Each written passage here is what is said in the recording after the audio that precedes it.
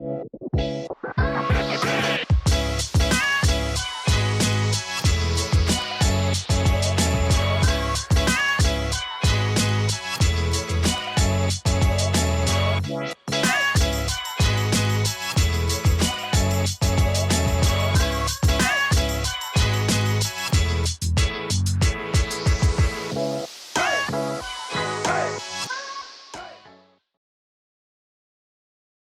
a otro nuevo capítulo del Club de Productores. Tenemos con nosotros a María Pía.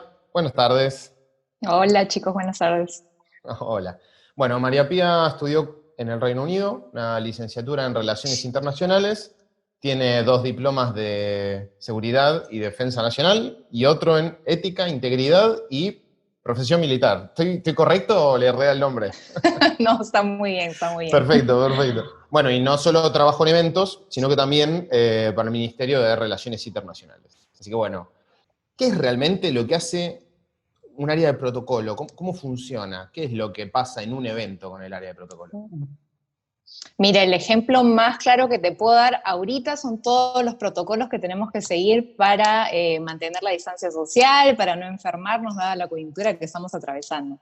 Así que ahorita estamos más bien rodeados y abrumados y asfixiados de protocolo. Y si lo tenemos que trasladar a un evento, obviamente son normas, reglas que se establecen ya sea por tradición, por cultura o para mantener algún tipo de conveniencia o fluidez de algo, de un evento, de un acuerdo, de lo que sea, ¿no? Entonces son, en verdad, odio usar la palabra reglas, pero para citar un poco la definición que le da la RAE, son reglas, son conjuntos de reglas o normas que se establecen para asegurar algo, garantizar algo, o también por tradición y cultura, ¿no? Claro, claro, bien. Las diferentes áreas tienen diferentes clientes. Por ejemplo, prensa tiene por ahí fotógrafos y periodistas. Uh-huh. ¿Cuáles son los clientes del área de protocolo, que son muy especiales? Sí, bastante, bastante especiales. Siempre, al menos en teoría podrían ser varios, pero en verdad en la práctica siempre el protocolo tiene, yo creo que 2. Siempre tiene al cliente interno, que es el que está en la misma organización, o sea, el comité ejecutivo, la junta, el board de la organización a la que representas, y el externo, que es un poco la cara hacia afuera. En un evento deportivo, digamos, tienes el interno, que es obviamente el jefe del comité, del directorio, los jefes para los cuales también trabajas, y hacia afuera, Pan Am Sports, el Comité Olímpico Internacional, las confederaciones panamericanas, las federaciones internacionales, ese es tu cliente externo. Entonces, un poco siempre estás en medio de ambos. Claro. ¿Cómo funciona específicamente el área de protocolo durante toda la etapa de planificación, digamos? Es un área, en el caso, voy a citar el que es el más reciente, los Juegos Panamericanos de Lima 2019, al haber sido un proyecto casi 100% manejado por el Estado peruano, digamos que en la etapa de planificación estás como dormido, porque de verdad es una verdadera etapa de planificación, es mucha gestión, es mucha planificación, es mucha coordinación, y un poco es ajustar, adaptar, regresar y lidiar con tus clientes externos, ¿no? La parte internacional. Pero también es difícil, es un reto planificar, porque también tienes el cliente interno, que es el Estado, y que es todo lo que el Estado conlleva, que son autoridades, normas, hay una serie de activaciones y pequeños eventos que se dan previo al día de la inauguración, ya sea la presentación de la mascota, la presentación de la revista de los juegos, las presentaciones de las autoridades, en el Perú atravesamos los cambios de Congreso y Parlamento, un montón, un sinfín de verdad de eventos en los cuales el área de protocolo también se tenía que activar, que era para nosotros creo que como área el reto más grande, que era, oye, en julio tu cliente no va a ser el Estado peruano necesariamente, van a ser otras personas que ni conoces, y ahorita un poco estás fluyendo y trabajando para el Estado, ¿no? Ese creo que es el reto más grande. Claro, claro. ¿Qué rol juega el área de comité organizador? ¿Qué experiencia tuviste, digamos, ocupando ese rol? Gratificante, pero diría que sin duda, sin lugar a duda, ha sido el reto más grande. Por lo mismo que menciono, ¿no? El comité organizador no era ajeno, no era como creo que va a ser en Chile, que se ha formado como una especie de junta directiva, una cooperativa. En Santiago el 2023 va a ser un poco así, entonces tienen cierta autonomía. Nuestro comité respondía 100% al Estado, pero a la vez respondía a Pan Am Sports, ¿no? Respondía a las autoridades que regían, que eran dueños de los Panamericanos. Y era muy difícil hacer entender, entenderlo nosotros también, la verdad, y hacer entender a la parte del Estado dentro de la organización, entenderlo como organización, creo que costó a lo largo de los 3 años, en verdad, en los que yo he estado, que el evento no era nuestro. O sea, sí, el Estado peruano lo paga, sí se hace en el Perú, sí es con plata del Estado peruano, de los peruanos, de los impuestos, la plata, sí, el dinero sale de acá, pero ojo, no son tuyos, le pertenecen a otra organización. Entonces, esa parte, la verdad, costó mucho entender a título personal, a título organizacional, a título de las autoridades que teníamos dentro del comité organizador, y hasta el mismo Estado, porque obviamente cuando te sientas a ver cosas que Pan Am Sports como ente regulador de los juegos te impone, ellos tienen sus propios lineamientos, sus propios manuales, sus propias cosas, y te sientas con los ministros, con el jefe de protocolo del Estado peruano, que es otra persona, el de Cancillería, y impones una serie de cosas, no entiendo, pero eso es en el Perú y se tiene que hacer, no, porque en verdad, si bien ponemos todo, ¿no? Entonces yo creo que ese nexo, esa gestión, esa coordinación, ese entendimiento, fue un reto que logramos superar, al final se entendió, pero era un tema de mentalidad que costó mucho, mucho en todo sentido. Ya hablo hasta a título mío, ¿no? Claro, claro. Entonces, hay reglas en común, digamos, de protocolo que se ajustan a las diferentes situaciones, digamos. Y hay algunas que aplican, por Correcto. ejemplo, a un tipo de evento donde se reúnen presidentes por ahí, y otro que es eventos donde se iza la bandera para entregar una medalla, como pueden ser en los Juegos de Lima. Correcto, el protocolo en verdad es universal, pero son varios, ¿no? Teníamos, al menos en el área de protocolo en Lima 2019, teníamos 4 pilares. Entonces era la jefatura del área que estuvo liderada por una persona maravillosa que se llama Cintia. Ella era la jefa, digamos, completa del área y bajo ella estaban 4 pilares, que era protocolo para las ceremonias de premiación, que es probablemente el acto más solemne, más visible, sobre todo lo televisado, lo que es televisado, más sensible, de más cuidado y el más mentalmente retador y emocionalmente, de verdad, porque es muy operativo y muy sensible. Entonces, ceremonias de premiación que involucra banderas, himnos y autoridades que premian a los atletas. Luego tenías protocolo del Estado, entonces teníamos una persona encargada exclusivamente de lo que era el Estado peruano. Entonces, si el presidente Vizcarra quería ir a visitar la villa, bueno, era un escándalo. Entonces todo se paralizaba y el presidente del Perú iba a entrar a la villa y era todo un despliegue operativo. Congresistas, el Estado peruano en su defecto, obviamente, como creo que muchos, y sobre todo latinos, es súper burocrático y con ciertos puestos uno espera ciertas cosas. Entonces aquí tenemos desde congresistas, ministros, gabinete, presidente, asesor, o sea, un montón de gente.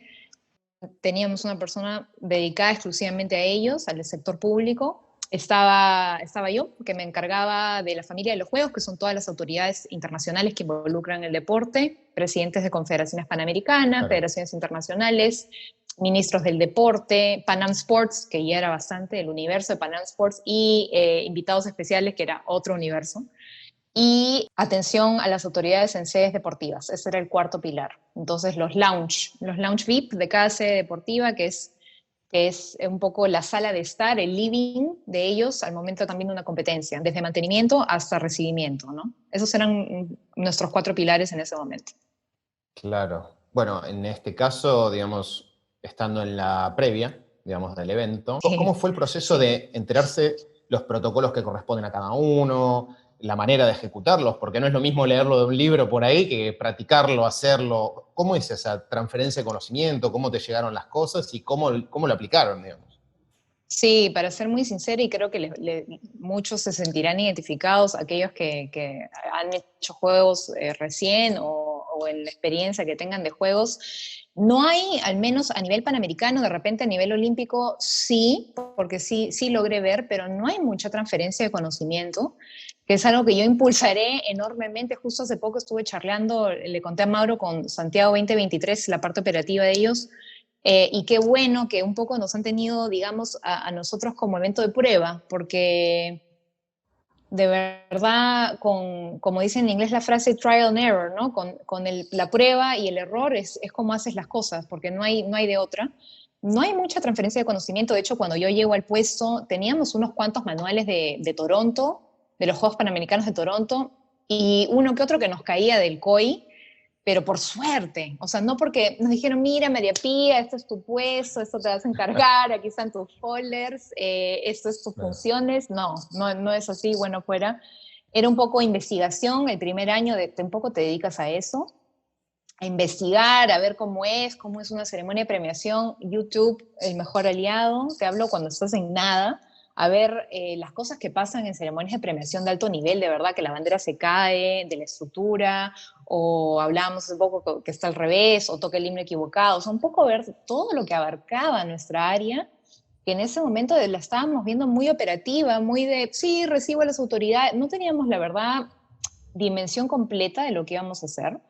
Entonces, yo soy así, soy una fan de la transferencia de conocimiento porque me hubiese gustado tenerla en ese momento y creo que a toda mi área es importantísima para realizar. Nos retroalimentábamos mucho de las visitas que nos hacía Panam Sports, el ente regulador que visitaba con frecuencia, sobre todo al inicio, venían constantemente, y podíamos departir mucho con ellos y se tomaban el tiempo de sentarse con cada área. En ese momento, al inicio, éramos muy pocas áreas activas, y nos contaban, nos iban pasando material de Guadalajara, por ejemplo, porque mucho del Comité Ejecutivo de Panam Sports organizó Guadalajara. De hecho, el secretario general de Panam Sports fue el jefe de operaciones de Guadalajara, de los Panamericanos de Guadalajara. Así que a través de él empezamos a recaudar una cantidad de información en general alucinante, ¿no? Claro. Y tomábamos un poco del COI también, pero aplicarlo a la realidad panamericana era otra, ¿no? Claro, lo que pasa es que, te lo pregunto porque al ser algo tan sensible, no es que lo resolvés y ya está. Tenés que estar realmente segura, de que Correcto. sea así. O sea, de que las banderas se ordenan de cierta manera, que se ponen en ciertos lugares. Por ejemplo, hablo de las banderas porque es algo por ahí icónico, con lo que me parece que no hay que meter la pata. Y bueno, algo que me interesa saber, que estábamos llegando, es qué puede pasar cuando algo se hace mal y si eso tiene una repercusión diplomática o qué es lo que se hace después de que sucedió. Sí, sin duda, nuestra parte más sensible de los 4 pilares que te mencioné definitivamente eran las ceremonias de premiación para mí.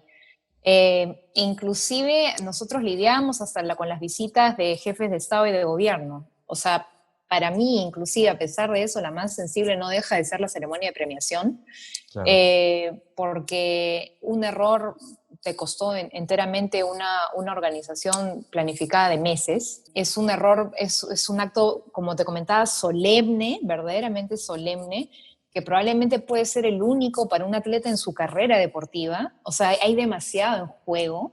Yo no soy una deportista, pero no me puedo ni imaginar lo que debe ser prepararte 4 o 5 años para representar a tu país y que en el momento de tu premiación con tu familia en la tribuna falle algo de ese nivel, o sea, te pongan el himno a otro país o cualquier cosa, o tu bandera se caiga, porque he visto que pasaba en Londres que la bandera se cae.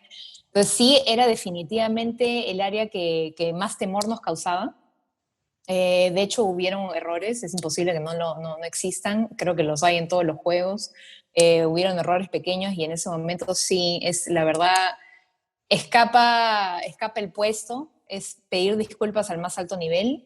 En el caso, por ejemplo, de una bandera o un himno que falles, de verdad ya escapa tu situación, escapa tu jefe inmediato. Estamos hablando de que ya escala al nivel organizacional y comité olímpico, ¿no? No te queda otra que pedir disculpas porque el error está, la situación ya pasó. Entonces, un poco, sí, no voy a decir arrastrarse, pero es pedir disculpas infinitas ante un error que ya no puedes regresar y no hay cómo revertir, ¿no? De casos hasta que a veces la medalla no llega o se le rompe la cinta, cosas muy básicas, se le rompe la cinta a la medalla y la medalla se cae. Sí, el margen de error es enorme, es enorme, una ceremonia de premiación. Creo que esa es la parte más sensible. Claro. Puede ser que al ser eventos televisados, digamos, tenga un extra de presión justo esa parte. Sí, sin duda nosotros teníamos bueno, mi colega, el que se encargó específicamente de las ceremonias de premiación, es la verdad un crack y trabajó bajo una presión terrible. Él llega en la parte de ejecución, pero al inicio, cuando estábamos en la etapa de planificación, éramos 2 personas. Entonces teníamos un master list de todas las ceremonias que habían y cuáles eran broadcasts televisadas y cuáles no. Claro, ser televisadas era una angustia terrible, ¿no? Había que mandar más equipos, más personas para premiar, Claro. más voluntarios, incrementar la operación, tener el USB de los signos, tener no uno, sino dos, tres, tener backup, o sea, era considerar un margen de error altísimo, ¿no? Sin duda, la parte televisada, que son las fuertes, atletismo, natación, en el Perú el vóley es súper popular, básquet, son las que más presión nos causaron, y más planificación y más recursos, de hecho. Claro.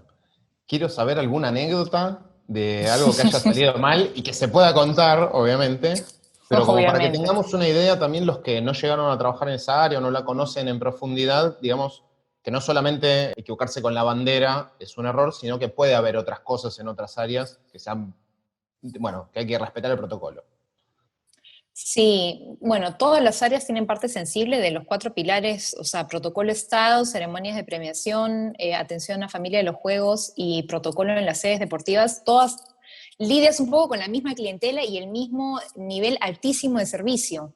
Entonces, con todas tienes un margen de riesgo enorme.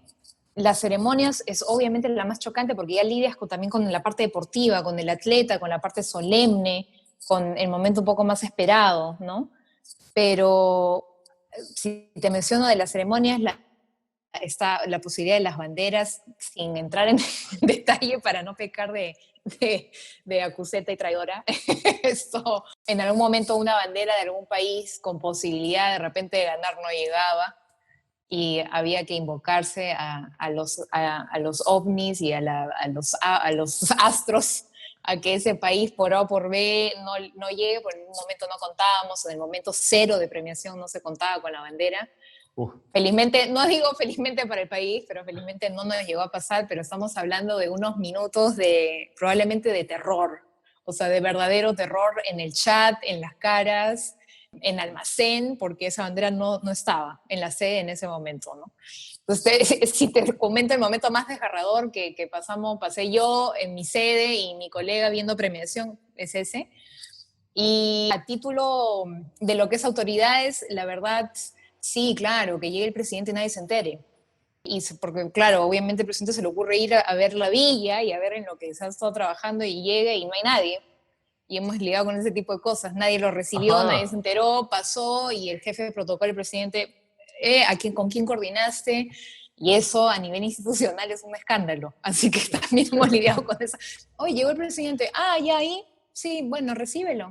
Sí, estoy acá, pero no lo veo. Está ahí y el presidente caminando por toda la villa y nadie se entera, ¿no? Entonces, sí, ese es otro que hemos tenido que pasar. De esos varios.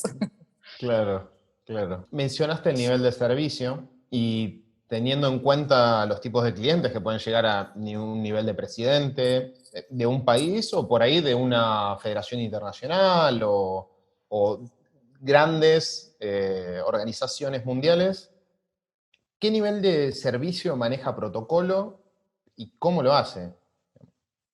Sí, esa parte es complicada porque la verdad el nivel de servicio en el Estado, obviamente trabajas bajo un presupuesto y bajo una estructura de lo que debe ser un nivel de servicio a nivel estatal. Entonces yo venía, por ejemplo, de haber trabajado en eventos donde el nivel de servicio por austeridad, por presupuesto, porque estás lidiando de todos los peruanos, o ha tomado atribuciones con dinero del Estado para más choferes o no sé, X. Entonces veníamos de un tema donde el dinero era estatal, la visión de protocolo era estatal y sin embargo el nivel de servicio exigido por PANAM y por el COI y, bueno, y por las entidades internacionales era muy alto de lo que podíamos dar y de lo que, y, digamos, a nivel de idiosincrasia se podía entender institucionalmente. Entonces, cuando te sentabas con alguien de presupuesto de Lima 2019 y le decías, me falta tanto dinero porque hay que poner tal cosa, te decían, sí, pero no tienes que ponerlo. Y yo, sí, porque está en el manual, sí, pero no, eso es esto, eso es una bollería o eso es un extra. Y sin embargo te sentabas con las confederaciones y esperaban otra cosa. Entonces sí te puedo decir que a nivel protocolo, para mí, de lo que más llevo de este evento, de verdad, en la duplicidad que tuvimos que manejar Estado, recursos de Estado versus la parte internacional, es que para mí protocolo es gestión pura, pura, pura, coordinación pura, y tiene mucho que ver, en verdad, con cómo haces sentir a la gente. Claro, Es un tema de percepción, más que de ver un coffee break o un caviar en una tostada, o que haya una orquesta recibiéndote a la llegada al aeropuerto. Es mucha coordinación, mucha gestión, es cómo has hecho sentir a alguien, lo has hecho sentir importante, lo has hecho sentir acogido, ha llegado y se ha sentido bien, el atleta se ha sentido cómodo. Inclusive creo que eso está por encima de alguna falla muy blanco-negra, como hablamos de la bandera o un himno o lo que sea. Es mucho un tema humano, la verdad, es al menos claro. lo que más puedo sacar de mi experiencia, y sobre todo en juegos, que es mucho trato humano. Sí, te podría decir que el tema es muy humano, más de lo que puedas ofrecer. Nosotros lidiamos con un presupuesto muy estrecho, hicimos lo que pudimos con lo que estaba, y también exigimos y nos daban más y aportábamos más, pero como la verdad, al menos en lo que era el hotel de las autoridades, era mucho, señor, yo lo ayudo, señor, ¿en qué necesita? Es más un sentimiento, por no sonar tan abstracta, que algo que ellos puedan palpar, porque es gente que está acostumbrada, las autoridades en general y los clientes de protocolo están acostumbrados a cierto trato, Claro. pero la calidez no necesariamente va a venir garantizada, ¿no? Y al menos eso es algo que yo traté de cuidar en lo posible. Excelente. Recién mencionabas algo de presupuesto, pero protocolo no solo juega con su presupuesto, sino que atraviesa otras áreas, como vos contabas, no sé, lo de los pasajes aéreos, los hoteles, el nivel de Correcto. servicio, que también se puede considerar como la comida que van a comer estas personalidades. Digamos, ¿cómo funciona esa interconexión, digamos, con las demás áreas? Sí, como comentaba, pues, protocolo es un área hermosa, pero complicada y atípica porque es un área que es visible, que da la cara, que tiene un trato, de verdad es un área privilegiada en términos de trato, de roce personal, estás tratando con Mm, muchas personas, tienes la oportunidad de conocer a muchas personas que normalmente de repente no tendrías acceso, entonces en ese sentido estás en una situación privilegiada, pero con los privilegios vienen las dificultades, porque así como estás dando la cara, te vuelves un punto de contacto y das la cara a cosas que necesariamente tú no puedes ofrecer. De hecho, el presupuesto del área de protocolo es probablemente debe haber sido el más bajo de todos los juegos, el más reducido, por lo mismo que no eres un área, es raro, porque no eres un área que tiene el dinero para dar servicios, no estás tú contratando los buses o viendo el catering o comprando los pasajes o separando los hoteles,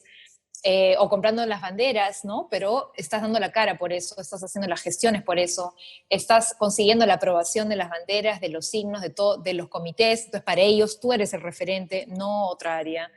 Entonces sí, es la parte más complicada. No eres un área que brinde servicios desde su propio presupuesto, más bien dependes de todas las otras áreas para dar la cara, digamos, hacia otras personas. Y eso sí te saca más de una cana, porque y a nivel de coordinación y gestión, pero además a nivel de confianza, porque es tener confianza en otra área, tener confianza que otra área va a cumplir, tener confianza en tus colegas, apoyarte en ellos. Entonces, sin duda, es como un pequeño brazo ejecutor que arma y se reúne con todos y para todo. Y a la vez da la cara externa, ¿no? Entonces, sí, es un área, la verdad, interesante en ese aspecto. Hay que tener mucha habilidad social para manejarla también. claro. Y siendo un área tan complicada, ¿por qué decidiste ir ahí entonces? ¿Cuál fue la historia detrás de todo eso? Es interesante, bueno, yo vengo mi papá es diplomático, bueno, era diplomático, era embajador, entonces siempre es raro porque los hijos de diplomático, yo veo, al menos los que conozco y me veo a mí, a mi hermano, siempre sufrimos porque hemos crecido un poco en un ambiente súper estricto y siempre hemos buscado ¿no? Romper un poco con los esquemas. Y bueno, siempre acabas un poco en este mundo. Mi hermano también trabaja en un organismo internacional donde el protocolo es al máximo y yo también en el Estado, o sea, como que regresas a la jaula. Pero es bonito, sí, o sea, el protocolo ha estado en mi vida desde siempre por mi papá, más aún cuando llegó embajador y llegas a un nivel, se vuelve más estricto y la familia se vuelve parte de eso. Entonces, mi papá sí nos involucró a nosotros mucho en su carrera, mucho en, por ejemplo, la presentación de sus cartas credenciales en Palacio, en otro país, íbamos, entonces siempre ha estado para mí el tema de la bandera, las ceremonias, los actos. Y en el Estado fue una transición natural cuando surge mi primera experiencia laboral en la primera cumbre que se hizo acá en el 2008. Y cuando llego a los Juegos, la verdad, llego por una llamada de suerte de la persona que terminó siendo mi jefa y la líder del área de protocolo. Yo me encontraba en el Ministerio de Defensa, haciendo gestión, igual no deportiva, pero un poco de lo mismo. Y bueno, se estaba formando esto que era el proyecto para los Juegos Panamericanos Lima 2019. Y en ese momento, en el 2017, era algo, la verdad, era una, acá decimos tómbola, que era como apostar por algo, porque en el 2017 Perú sufrió, no sé si ustedes saben, pero la tragedia de los desastres naturales en el norte, los huaicos, y era, no, no hay que invertir ahorita en eso, es un gasto enorme y dediquémonos a reconstruir la parte del país que está afectada, ¿no? Y fue un tema político, pero se llegaron a hacer, aposté, así llego a través de una llamada, porque por suerte, digamos, por recomendación llegó, aposté, caí en el área de protocolo un poco también, porque sí necesitas, los idiomas te ayudan mucho, yo los tengo un poco por consecuencia de la vida que llevé con mi papá, ayuda mucho, bueno, el inglés como básico, sobre todo en lo deportivo. El roce internacional es algo que me apasiona, sea en lo que sea que lo ejecute, es la primera vez que lo hacía en deporte, pero no deja de ser lo mismo, no dejas de estar en un mundo internacional Claro. que sea deporte o sea político, sea lo que sea, lo estás haciendo, estás retroalimentándote de otras personas, de otras culturas, de otras experiencias, ¿no? Y además aprender protocolo deportivo, que es algo que no hemos hablado, pero sí, hay un protocolo universal, pero además aprendí y entendí y ahora domino a través de la experiencia de que hay un protocolo deportivo, que uno nunca sabe, uno piensa que, bueno, el ministro de un país es lo máximo, es la máxima. No, resulta que un presidente de Federación Internacional tiene un rango de ministro en los Juegos. Y eso es algo, la verdad, es un plus, es un extra a mi conocimiento protocolar, el tema de Claro, protocolo claro. deportivo. ¿Qué tipo de rangos hay, digamos, cuando dicen, hey, está por llegar tal? ¿Cómo son los niveles? ¿Qué categorías hay o cómo está armado? Bueno, con decirte que, por ejemplo, en la ceremonia de inauguración, de acuerdo al manual de Panam Sports, que creo que en el COI, en el Comité Olímpico Internacional es parecido, el presidente Vizcarra habla, el presidente del Perú habla muy poquito, da la bienvenida, los declara abierto y además tiene un guión, creo que son 4 renglones. Es más, se puede ver en YouTube donde él dice, les doy la bienvenida al Perú y declara inaugurado y ahí muere su guión. Y es algo, cuando vienes del Estado y vienes de protocolo, es algo casi inédito que el presidente no pueda dar su discurso y explayarse, y es justamente porque los eventos deportivos en verdad no deben ser politizados y se cuida mucho que no sea, que el deporte no esté asociado a la política, porque en verdad creo que lo corrompería, ¿no? Creo que lo más puro del deporte es la esencia misma que transmite, ¿no? Entonces, cuando te sentabas con el jefe de protocolo que tuvo que hacer la Cintia, la persona con la que trabajé, y él le explicaba, el presidente solo puede decir esto, era como, ¿qué? ¿Cómo el presidente va a tener si él es el presidente del Perú? Entonces, darte un ejemplo simple, él solo inaugura, da la bienvenida, y luego el presidente del comité ejecutivo, en el nuestro era Carlos Neuhaus, del presidente del comité organizador, y el presidente de Panam Sports, tienen casi ese rango nivel presidente de la República en el momento de juegos, ¿no? Los ministros o sea, del país organizador casi no lo tienen, sin embargo sí lo tiene un ministro del deporte, un país fuera sí lo tiene un miembro de un comité ejecutivo de Panam Sports o un presidente de federación internacionales o de comité olímpico, es como un dios a la hora de los juegos. En el Estado eso no funciona así. Normalmente los congresistas están en la primera plana y ahora era todo invertido. Las primeras planas de las sillas VIP en el estadio eran repletas de la plana internacional. Entonces esas son las grandes diferencias, yo creo, y un reto grande que tuvimos era armonizar protocolo deportivo que regía la entidad que nos regía, que era Panam Sports, versus compaginar todas las autoridades que se nos venían encima a nivel nacional, ¿no? Eso es algo súper, la verdad, cualquiera que le apasione el tema protocolar o el tema ceremonias es algo para analizar. Y es algo en lo que me tuve que especializar, que la verdad yo no tenía conocimiento. Claro. Tengo una última pregunta, ya que nos contaste por qué entraste al protocolo. ¿Qué pasa si te digo que tengo un conocido o una conocida que quiere entrar? ¿Cuáles son tus recomendaciones? ¿Cuáles podrían ser sus primeros pasos? O más o menos por dónde tendría que ir para empezar a interiorizarse y, bueno, meterse obviamente en una carrera laboral.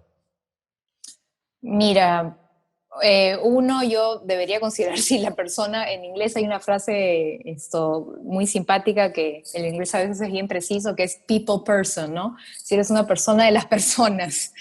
Y voy a ser sincera, sí, yo no soy tampoco un cascabel de felicidad, pero sí creo que en tema de protocolo, muy al margen de tus herramientas, habilidades que te da la vida, etcétera, es un manejo de control de emociones y de habilidad emocional y social muy fuerte. Tienes que ser una persona, la verdad, agradable, fácil de trabajar, porque es mucha coordinación y gestión, pero a la vez firme, porque sí, la gente te va a imponer cosas, la gente te va a pedir cosas. El protocolo, justo comentaba, es algo, una frase muy interesante que me dijo uno de los asesores con los que tuvimos la suerte de trabajar, es algo que nadie se da cuenta que existe hasta que falla y hasta que las cosas salen mal. Y es la gran injusticia que suele haber mucho con el área, pero que es muy cierta. Cuando todo está bien, sí, súper, excelente, sí, muchas gracias. Pero cuando algo falta, algo falla, tráiganme ahorita quién organizó esto, dónde está el protocolo, quién vio tal tema. Entonces hay que tener mucho manejo de emociones, la presión cambia a las personas, lo sabrá cualquier persona que organiza eventos y más aún eventos deportivos, transforma verdaderamente a las personas, así que hay que mantener mucho temple. Lo primero que yo diría es qué tan cómodo te sientes coordinando, gestionando, sentándote a hablar con personas muy distintas, y qué tan firme eres, Claro. porque a la vez no puedes ceder. Hay cosas que sí se tienen que dar como se tienen que dar y con la convicción de que tienen que ser así. No puede ser, de hecho, las jefas de protocolo de Thomas Bach, que la llegué a conocer, o de ministros o de presidentes, o jefes o jefas de protocolo, son personas muy firmes, muy duras. No son eso, señora congeniality necesariamente, no, son personas firmes, así que ver esa parte de tu personalidad, cultivar un segundo idioma ayuda muchísimo, hace muchísimo la carrera, la verdad, el poder relacionarte sin ningún tipo de limitación con alguien. Y pasión, de verdad, pasión. A mí, yo tengo vocación de Estado, vocación social, vocación de gestión de proyectos, esa es una parte ya ganada, pero a la vez también organizarlos en tu país te da un valor agregado. No soy deportista, pero conecto mucho también con los valores del deporte, soy de las primeras que llora con una ceremonia de premiación en un himno, en una olimpiada, así que esa parte de la pasión cuando es tan desgastante el trabajo, es algo que te saca adelante. Creo que hasta la persona más cínica la he visto moverse y apasionarse en un momento difícil, ¿no? Así que si tienes pasión, yo creo que ya tienes la mitad, diría el 70% ganado, porque sí, es la gasolina que te va a dar cuando parezca que todo va a estar colapsando, es aquello que te va a empujar a dar un paso más. Bien, impecables. Bueno, Pía, te agradezco muchísimo por la experiencia que nos transmitiste a No, nosotros, a no, todos los que están ustedes. mirando ahora. Y la verdad es que qué complicada que es el área de protocolo, no lo sabíamos, no lo No sabíamos parece. tanto, pero bueno, en realidad es tan necesaria como otras áreas, digamos, es muy, muy, muy importante y encima atraviesa a otras tantas áreas funcionales, así que tiene un gran impacto en la organización, lo cual, bueno, hemos descubierto a lo largo de esta charla. Así que, bueno, te agradezco muchísimo y No, espero ustedes que... por la oportunidad. Espero no Bien, haberlos asustado, pero en verdad sí, es un área importante, silenciosa, pero muy importante. Sí. impecable. Bueno, muchísimas gracias, Pía. Gracias a ustedes, chicos, gracias.